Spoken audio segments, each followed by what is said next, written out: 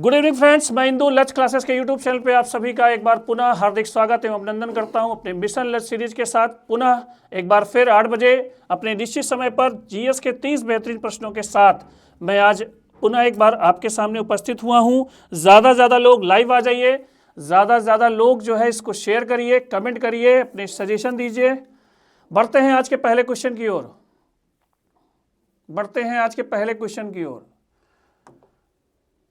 देखिए, सभी लोग इस क्वेश्चन से परिचित हैं, ठीक, लेकिन प्रयास करिए। भारत का मूल रूप संविधान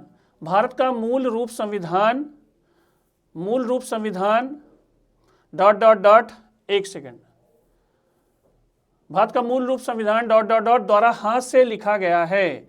ठीक, मतलब भारत का मूल संविधान जो है जिसने अपने हाथों से स्वयं लिखा है वो व्यक्ति कौन है? ठीक, इसका आंसर हमें देना है। ठीक, पहला ऑप्शन है रफ़ी अहमद किदवई, कैलाश नाथ किदवई, प्रेम बिहारी नारायण रायजादा, कन्हैया लाल मणिक लाल मुंशी। तो इसमें से आपको राइट आंसर ये देना है कि संविधान की जो मूल प्रति है वो किस व्यक्ति के द्वारा लिखी गई है, और ये व्यक्ति कौन है? प्रेम बिहारी नारायण रायजादा। इन्होंने ही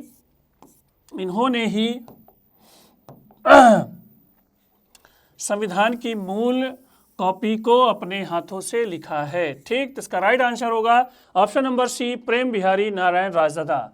ठीक, और इसे शांति निकेतन के कलाकारों के द्वारा संविधान के पृष्ठों को जो है सजाया भी गया है। अगला क्वेश्चन, इस क्वेश्चन को ध्यान से पढ़िएगा। पहले, किस बांध के निर्माण के लिए विश्व बैंक ने शुरू में धन दिया था, परंतु पर्यावरण संबंधी मुद्दों एवं विस्थापितों के पुनर्वास हेतु भूमि अधिग्रहण की अनिश्चितता के चलते बाद में इस परियोजना से हाथ हटा लिए? ठीक, बहुत बड़ी परियोजना थी, ये भी मैं आपको हिंट दे रहा हूँ। ठीक, पहले क्या था, कौन सा इशू फंस रहा था? पर्यावरण संबंधी मुद्दा, क्योंकि बहुत बड़ी परियोजना है। ठीक, विस्थापितों के लिए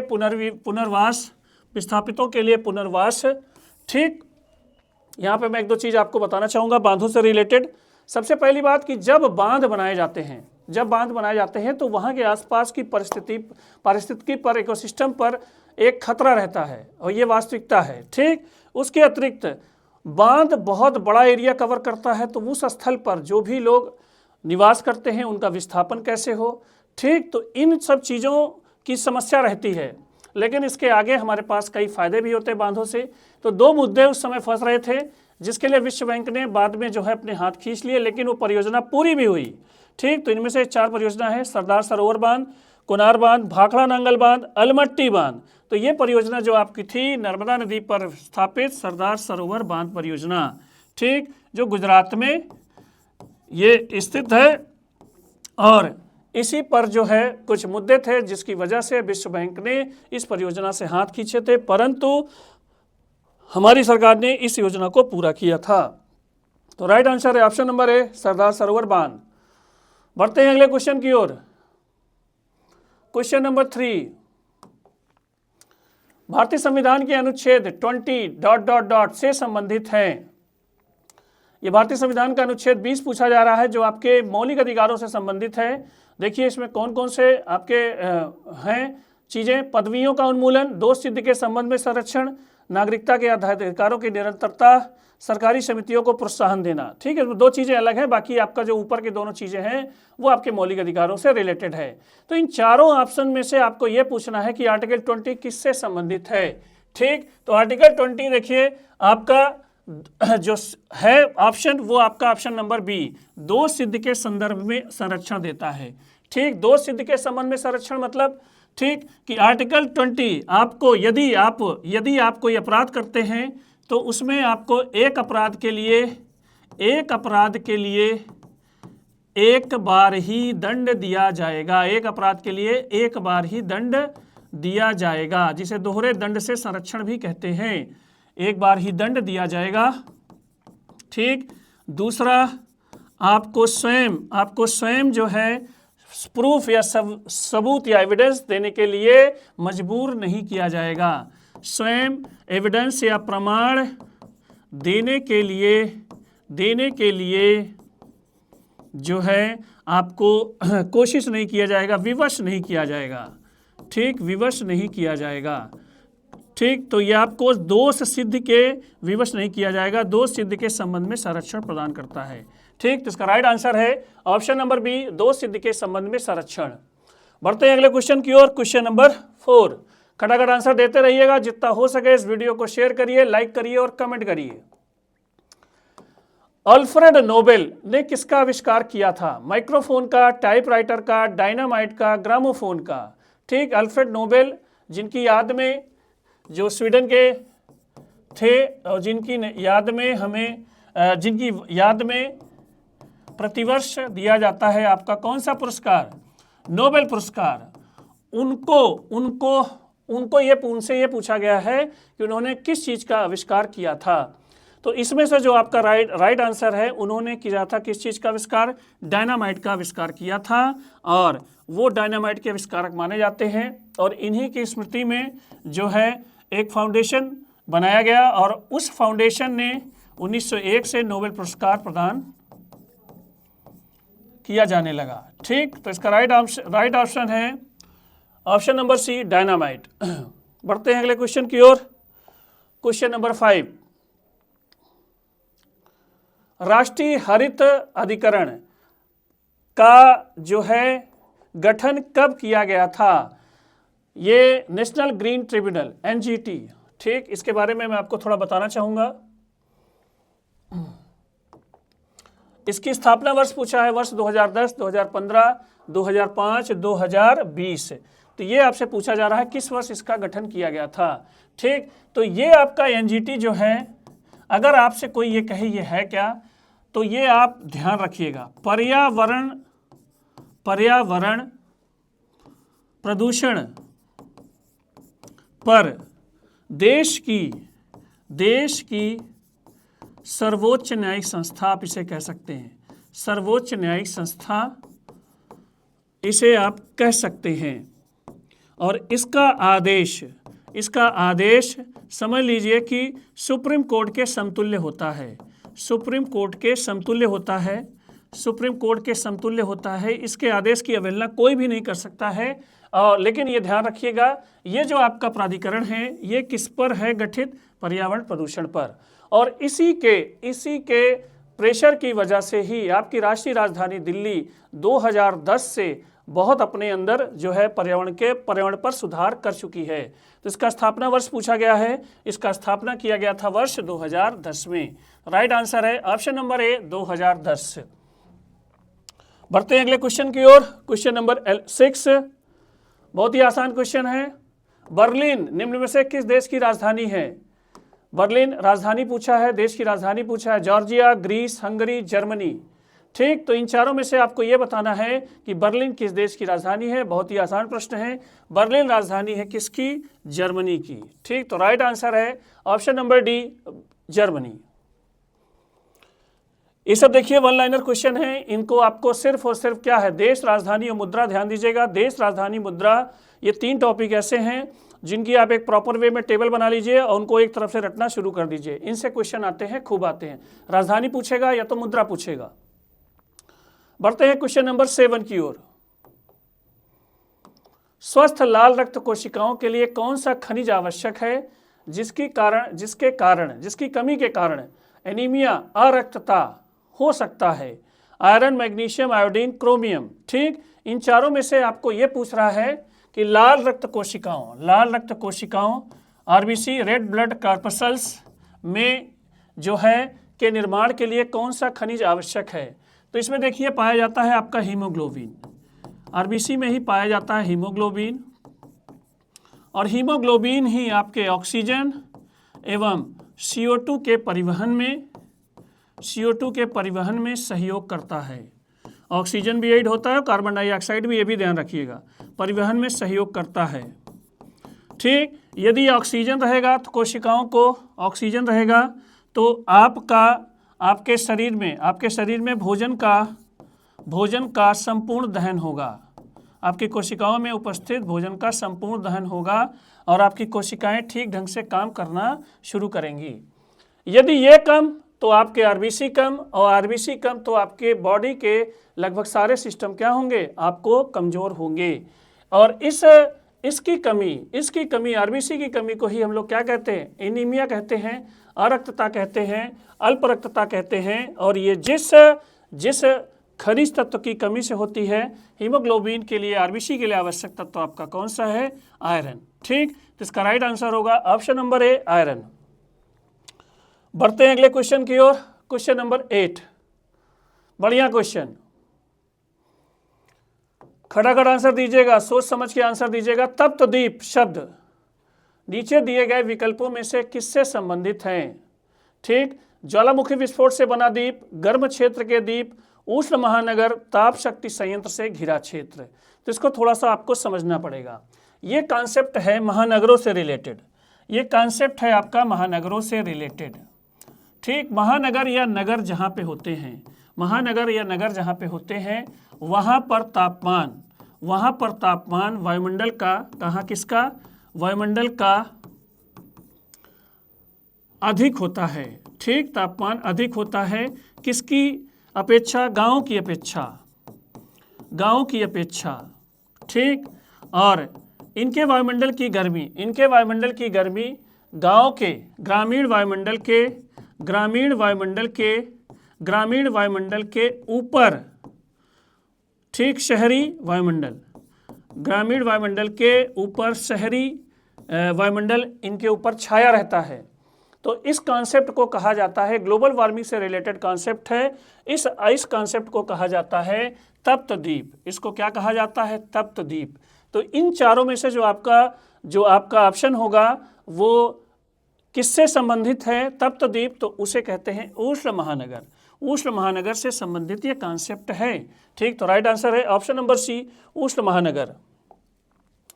बढ़ते हैं क्वेश्चन नंबर 9 की ओर। देखिए अगला प्रश्न, निम्नलिखित में से कौन सा पड़ोसी देश एक भूमि बंद देश है? म्यांमार, चीन, भूटान, पाकिस्तान। इसको एक नाम और भी दिया जाता है, स्थल अवरुद्ध देश।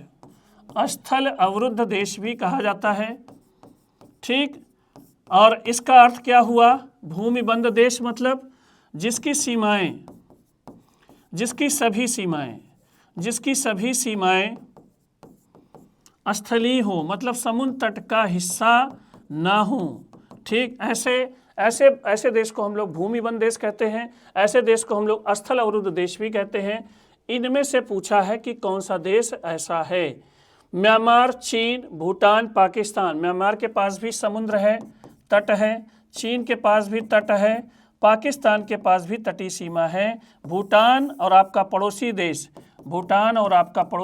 नेपाल, दो आपके ऐसे पड़ोसी हैं। अफगानिस्तान को भी आप कह सकते हैं कि जिनके पास जो है आपका क्या है? आपका स्थल है, स्थलीय देश हैं। तो इनमें से राइट ऑप्शन आपका क्या होगा? भूटान। भूटान आपका स्थल बंद देश है। बढ़ते हैं अगले क्वेश्चन की ओर। Question number 10। क्वेश्चन नंबर 10 क्या कह रहा है? कालिदास के मालविकाग्निमित्रम का नायक अग्निमित्र किसका पुत्र था? कालिदास के मालविकाग्निमित्रम का नायक अग्निमित्र किसका पुत्र था? पुष्यमित्र, कनिष्क, बिंदुसार, अशोक। ठीक, कालिदास का एक फेमस संरचना है, कालिदास जी की फेमस संरचना है मालविकाग्निमित्रम। ठीक, जिसमें एक नायक है अग्निमित्र और उसकी एक नायिका है मालविका।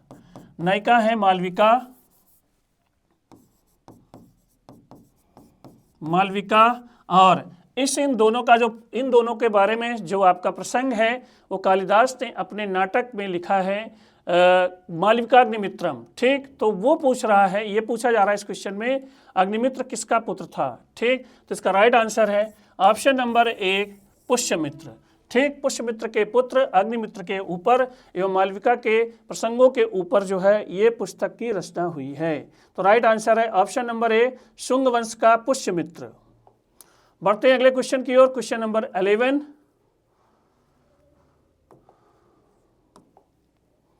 भारतीय संविधान का कौन सा अनुच्छेद कहता है कि संघ के लिए एक संसद होगी जो राष्ट्रपति और 2 सदनों से मिलकर के बनेगी, जिनके नाम राज्यसभा और लोकसभा होंगे? अनुच्छेद पूछा है, अनुच्छेद 7, अनुच्छेद 9, अनुच्छेद 3, अनुच्छेद 79। तो इसमें से जो राइट आंसर है अनुच्छेद जिसमें कहा गया है, अनुच्छेद 79 में कहा गया है, अनुच्छेद 79 में कहा गया है कि आपकी संघीय विधायिका आपकी संसद होगी, संघीय विधायिका आपकी संसद होगी, पार्लियामेंट नाम होगा, और ये संसद 3 चीज़ों से मिलकर के बनेगी। पहला आपका राष्ट्रपति जी हैं, plus Lok Sabha plus Rajya Sabha, Lok Sabha plus Rajya Sabha. ठीक, ये आपका जो है 3 लोगों से मिलकर के बनेगी, राष्ट्रपति, लोकसभा और राज्यसभा। और ये बातें आपकी किस आर्टिकल में दी गई हैं? अनुच्छेद 79 में ये बातें दी गई हैं। खटाखट आंसर देते रहिएगा। Question number 12। ठीक, राजधानी पूछा है। अनिलवाड़ किस राजवंश की राजधानी थी? राष्ट्रकूट, मैत्रिका राजवंश, पाल राजवंश, सोलंकी राजवंश। तो इनमें से आपको ये बताना है कि अनिलवाड़ प्लेस जो है किस वंश की राजधानी थी। तो ये राजवंश आपका कौन सा राजवंश है? सोलंकी राजवंश, जो आपके गुजरात और उसके आसपास के क्षेत्रों में फैला हुआ था। तो इसकी राजधानी है आपकी क्या? सोलंकी राजवंश की राजधानी है Anilwad. Right option, option number D. बढ़ते हैं अगले क्वेश्चन की ओर। खटाखट आंसर देते रहिएगा। जितना हो सके इस वीडियो को शेयर करिए, लाइक करिए और कमेंट करिए। राज्य विधान परिषद बनाने या समाप्त करने का अधिकार किसके पास होता है? राज्य विधानसभा, भारत की संसद, भारत के राष्ट्रपति, भारत राज्य के राज्यपाल। ठीक, तो देखिए हमारे यहाँ राज्यों के विधानमंडल में 2 सदन की बात कही गई है। पहला आपका विधानसभा, दूसरा है आपका विधान परिषद। लेकिन सभी राज्यों में विधान परिषद नहीं है। तो इस विधान परिषद की बनाने या स्थापना करने संबंधी प्रावधान आपका दिया गया है किस अनुच्छेद में? अनुच्छेद 169 में, अनुच्छेद 169 में, जिसमें प्रोसेस क्या है? राज्य की विधानसभा प्रस्ताव पारित करके, अपने यहाँ से प्रस्ताव पारित करके जो है लोकसभा संसद में प्रस्ताव पारित करके कहाँ भेजती है? संसद में भेजने पर, राज्य की विधानसभा प्रस्ताव पारित करके संसद में भेजने पर उस राज्य में विधान परिषद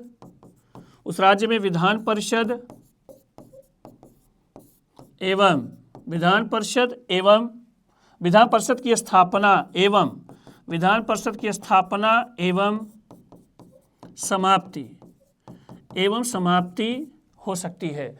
मतलब प्रोसेस आपकी राज्य की विधानसभा से होकर के जाएगी और इसको करने का काम संसद के द्वारा होगा, चाहे उस राज्य में विधान परिषद का गठन करना हो या उस राज्य में विधान परिषद की समाप्ति करनी हो। और ये पावर आपकी किस पे है? भारत की संसद के पास है। तो इसका राइट आंसर है ऑप्शन नंबर बी, भारत की संसद। बढ़ते हैं अगले क्वेश्चन की ओर। Question number 14। ब्रिटिश भारत में अंग्रेजों के शासनकाल में ब्रिटिश भारत में प्रथम इंपीरियल फॉरेस्ट स्कूल का शुभारंभ कहाँ हुआ था? देहरादून, गंगटोक, नैनीताल, शिमला। ठीक, पहले इंपीरियल फॉरेस्ट कॉलेज की स्थापना, स्कूल की स्थापना किस शासनकाल में? ब्रिटिश भारत में। कहाँ पर हुई थी? देहरादून, गंगटोक, नैनीताल, शिमला, इन 4 प्लेस में से। तो इस स्कूल की स्थापना सबसे पहले आपकी कहाँ पे हुई थी? देहरादून में। ठीक, तो इसका राइट आंसर है ऑप्शन नंबर ए, देहरादून।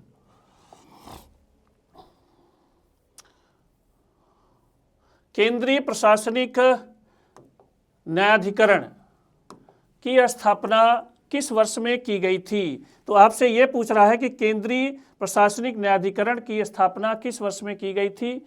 इसे बोलते हैं CAT। क्या बोलते हैं बेटा? CAT, central administrative tribunal.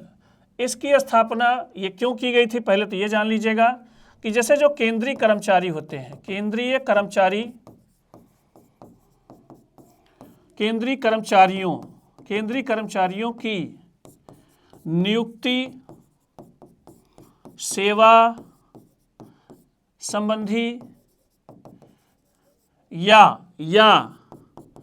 अन्य किसी विवाद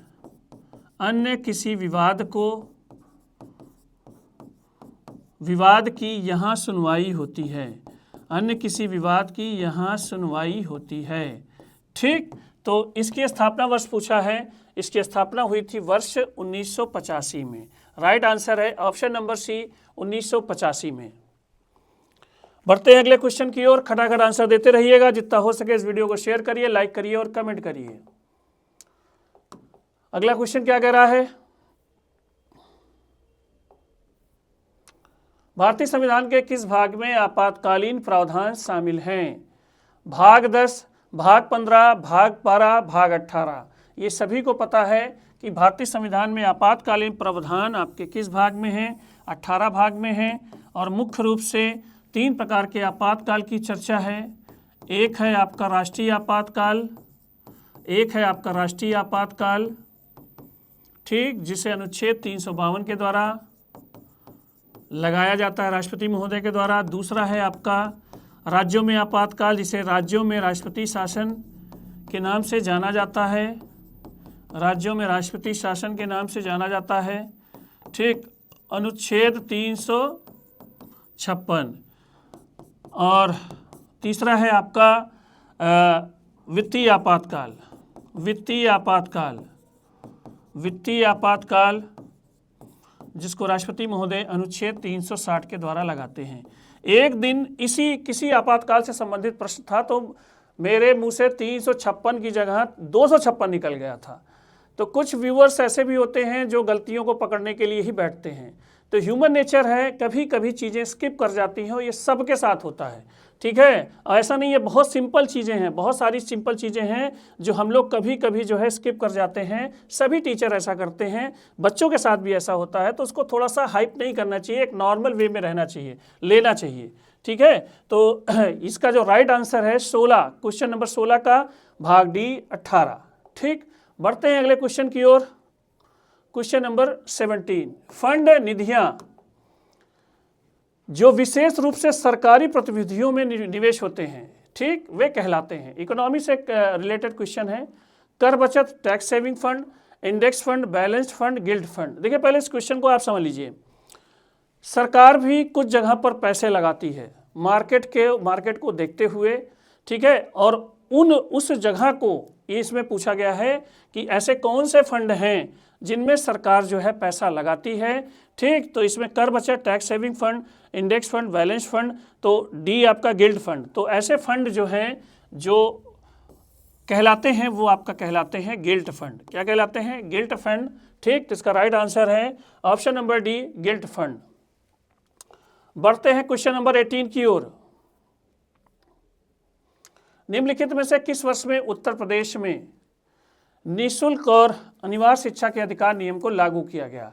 ठीक, देखिए शिक्षा का अधिकार अधिनियम अनुच्छेद 21 का शिक्षा का अधिकार अधिनियम, शिक्षा का अधिकार, राइट टू एजुकेशन अधिनियम जो आपका 21 का में वर्णित है, वो ये पूछा जा रहा है यूपी में किस वर्ष जो है लागू किया गया। तो वो वर्ष आपका कौन सा है? 2011 में इस अधिनियम को उत्तर प्रदेश में वर्ष 2011 से लागू किया गया। तो राइट आंसर है ऑप्शन नंबर सी, 2011। बढ़ते हैं अगले क्वेश्चन की ओर। क्वेश्चन नंबर 19, एक संस्था है जो खुफिया ब्यूरो अनुसंधान एवं विश्लेषण स्कंध रा। देखिए खुफिया ब्यूरो की इंग्लिश इंटेलिजेंस ब्यूरो, और देखिए रा की इंग्लिश आप लोग रा की हिंदी देखिए, अनुसंधान एवं विश्लेषण स्कंध, रिसर्च एंड एनालिसिस विंग का देखिए हिंदी रूपांतरण है। सेना, नौसेना एवं हवाई आसूचना इंटेलिजेंस के निदेशालयों से प्राप्त खुफिया जानकारी का विश्लेषण करती है।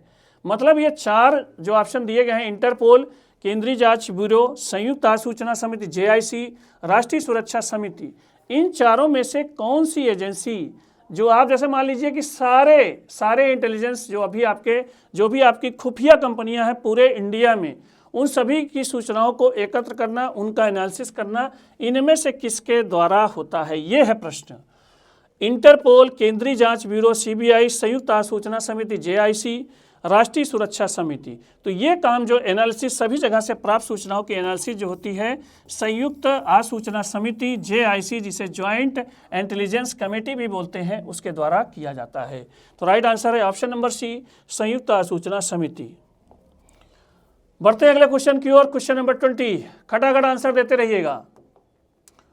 निम्नलिखित में से कौन सा अनुच्छेद संसद और राज्य विधानमंडलों को सेवा मामलों के अलावा विवादों के अधिनिर्णय के लिए न्यायाधिकरण स्थापित करने के लिए अधिकृत करता है? ठीक, देखिए ये पावर है, एक आर्टिकल के द्वारा दी गई इन चारों में से अनुच्छेद 323 है, अनुच्छेद 323 बी, अनुच्छेद 239 ए बी, अनुच्छेद 239 ए। इन चारों अनुच्छेदों से यह पूछा गया है कि कौन सा अनुच्छेद जो है संसद और राज्य विधानमंडलों को सेवा मामलों के विवादों के लिए जो है न्यायाधिकरण, जैसे अभी हमने बताया ना CAT, न्यायाधिकरण स्थापित करने के लिए अधिकृत करता है। तो ये आपका अनुच्छेद कौन सा है? आपका अनुच्छेद 323 बी। अनुच्छेद 323 बी ये पावर देता है संसद और राज्य विधानमंडलों को। बढ़ते हैं अगले क्वेश्चन की ओर। Question number 21। देखो बच्चों, समय को मैं इसको बार बार कहता हूं, अभी भी कहता हूं, मेरी पिछली क्लासेस इस बात का प्रमाण भी है कि एक्सप्लेनेशन में थोड़ा सा टाइम मैंने कम रखा है, जान के रखा है कि जैसे कुछ चीज़ों को बच्चे जो है बहुत तेज़ी से कैच करते हैं, कुछ चीज़ों में टाइम लेते हैं। तो प्रीवियस ईयर पेपर में करा रहा हूँ, कुछ स्पेक्टेटर क्वेश्चन आपको करा रहा हूँ, तो जिसमें मैंने समय को बहुत कम ही रखा है। ठीक है, समय को बहुत कम रखने के उद्देश्य क्या है, जितना ज़्यादा से ज़्यादा आपका हम रिवीजन करा सकें। तो उसके लिए आप मत परेशान होइएगा, कोई चीज़ पूछना हो आप जरूर कमेंट बॉक्स में पूछा करिए। ठीक है, और भी कोई चीज़ एनालिसिस आपको चाहिए वो अलग से पूछा करिए, टोक दिया करिए, कोई दिक्कत नहीं है, मुझे समय देने में दिक्कत नहीं है। लेकिन मेरा उद्देश्य है कि आपके एग्जाम के पहले मैं लगभग आपको पूरा GS कवर करा दूँ। ठीक, इसलिए समय को मैंने कम रखा है। ठीक, निम्नलिखित में से कौन सा एक संवैधानिक निकाय नहीं है? राज्य सूचना आयोग, राज्य लोक सेवा आयोग, राज्य वित्त आयोग, राज्य निर्वाचन आयोग। ठीक, तो इसमें से यह पूछा है कि संवैधानिक निकाय नहीं है, जिसकी स्थापना संविधान के द्वारा नहीं है, ठीक, अधिकारों के द्वारा है, संघ और राज्य के, ये प्रश्न है। ठीक, तो राज्य सूचना आयोग, राज्य लोक सेवा आयोग, राज्य वित्त आयोग, राज्य निर्वाचन आयोग। ठीक, तो इनमें जो आपका है ये आपका राज्य सूचना आयोग जो है संवैधानिक निकाय नहीं माना जाता है। बाकी ये तीनों आपके क्या हैं? संवैधानिक निकाय माने जाते हैं। इसका राइट आंसर है ऑप्शन नंबर ए, राज्य सूचना आयोग। बढ़ते हैं अगले क्वेश्चन की ओर, खटाखट आंसर देते रहिएगा। निम्नलिखित में से किस क्षेत्र में प्रतिष्ठित उपलब्धियों के लिए पुलित्जर पुरस्कार दिया जाता है? ठीक, औषधि, खेल, कृषि, पत्रकारिता, इन चारों में से किस क्षेत्र में? ठीक, तो ये पुलित्जर पुरस्कार जो दिया जाता है जोसेफ पुलित्जर के नाम से दिया जाता है, जोसेफ पुलित्जर के नाम से ये दिया जाता है, के नाम पर दिया जाता है। ये क्या थे? पत्रकार थे, और इन्हीं की स्मृति में वर्ष 1917 से प्रतिवर्ष पत्रकारिता के क्षेत्र में अच्छा कार्य करने वाले व्यक्ति को पुलित्जर पुरस्कार दिया जाता है। तो इसका राइट आंसर है ऑप्शन नंबर डी, पत्रकारिता। बढ़ते हैं अगले क्वेश्चन की ओर, खटाखट आंसर देते रहिएगा। Question number 23। निम्नलिखित में से किस क्षेत्र में प्रतिष्ठित उपलब्धियों के लिए क्वेश्चन नंबर 22, एक सेकेंड, अच्छा ये क्वेश्चन रिपीट हो गया है। ठीक, कोई दिक्कत नहीं है। क्वेश्चन अगला है, पिन कोड प्रणाली का उपयोग भारत में कब शुरू हुआ? ठीक, 1972, 1947, 1950, 1986। तो ये आपका पिन कोड, जैसे आज भी हम लोग जो है पत्र व्यवहार कहते हैं तो उसमें हम पिन नंबर डालते हैं, पिन कोड डालते हैं, जिसका फुल फॉर्म होता है पोस्टल इंडेक्स नंबर, और हमारे द्वारा भेजा गया पत्र संबंधित स्थान पे चला जाता है। तो इससे पूछा गया है कि इस प्रणाली की शुरुआत कब हुई थी? तो इसका राइट आंसर है, ये शुरुआत हम लोगों ने कब की थी? वर्ष 1972 में। ठीक, तो इसका ऑप्शन नंबर ए सही है। बढ़ते हैं अगले क्वेश्चन की ओर। माल और सेवा कर किस तरह का कर है जो 2017 से प्रभावी है? संपत्ति कर, आयकर, प्रत्यक्ष कर, अप्रत्यक्ष कर। ठीक, माल और सेवा कर जिसे हम लोग कहते हैं वस्तु एवं सेवा कर, जिसे हम लोग वस्तु एवं सेवा कर कहते हैं, वस्तु एवं सेवा कर कहते हैं, वस्तु एवं सेवा कर कहते हैं, GST बोलते हैं,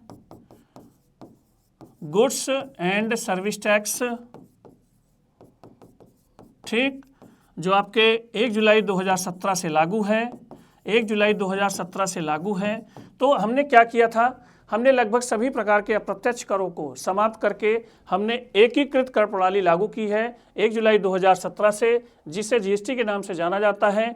तो इसमें जो राइट ऑप्शन होगा ऑप्शन नंबर डी, अप्रत्यक्ष कर। ठीक, इसका क्या हो रहा है, ऑप्शन होगा ऑप्शन नंबर डी, अप्रत्यक्ष कर, इनडायरेक्ट टैक्सेस।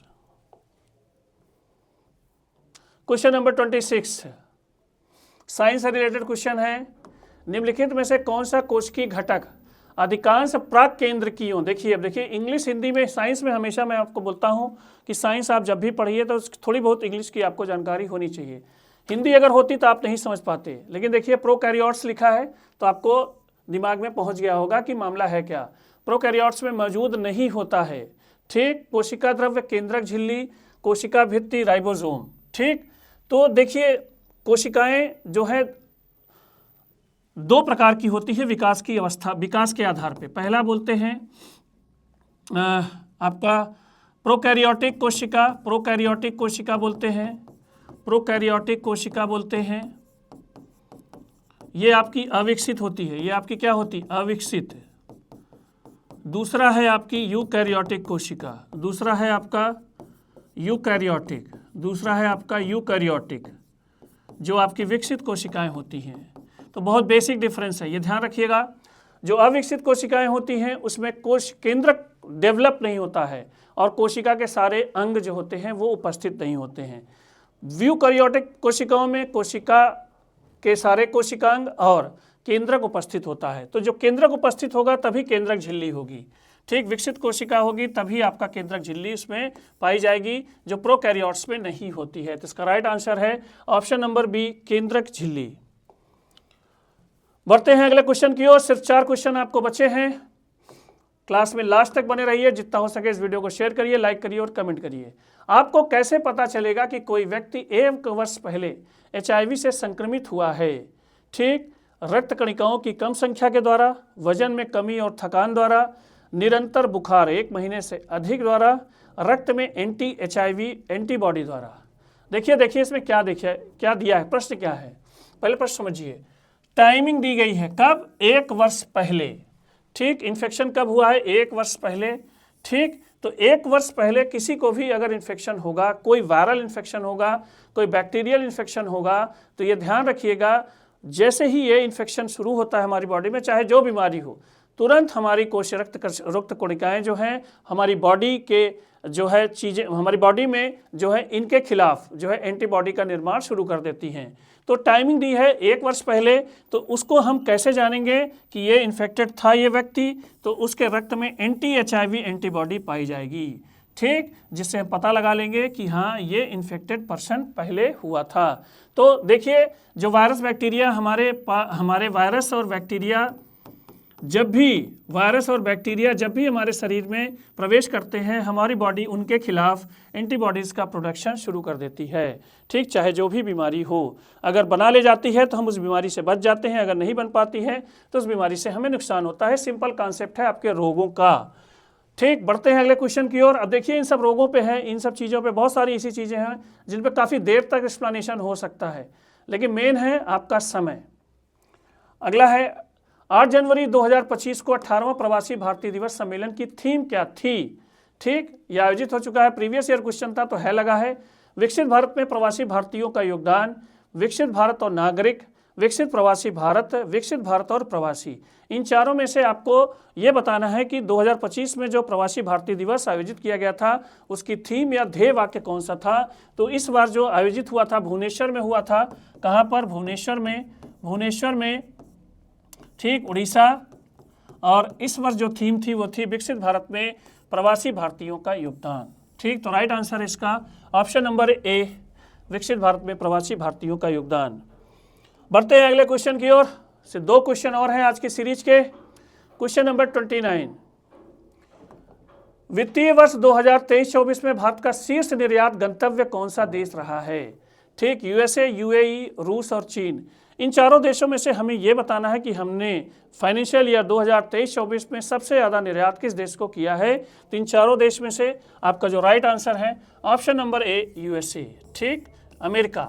ठीक, अमेरिका को हमने सबसे ज़्यादा निर्यात किया है। आते हैं अब आज के मिशन लक्ष्य सीरीज के लास्ट क्वेश्चन की ओर। क्वेश्चन नंबर 30 युद्धाभ्यास से रिलेटेड है। हाल ही में डेजर्ट हंट अभ्यास कहाँ पर आयोजित किया गया था? जोधपुर, नासिक, प्रयागराज, हैदराबाद। तो ये युद्धाभ्यास आपका वायुसेना का युद्धाभ्यास था। किसका था? वायुसेना का युद्धाभ्यास था।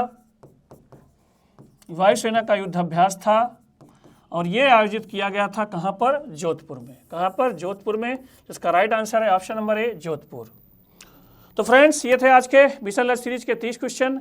आपको कैसे लगे जरूर शेयर करिएगा। जितना हो सके इस वीडियो को शेयर करिए, लाइक करिए और कमेंट करिए। आज के लिए इतना ही, धन्यवाद।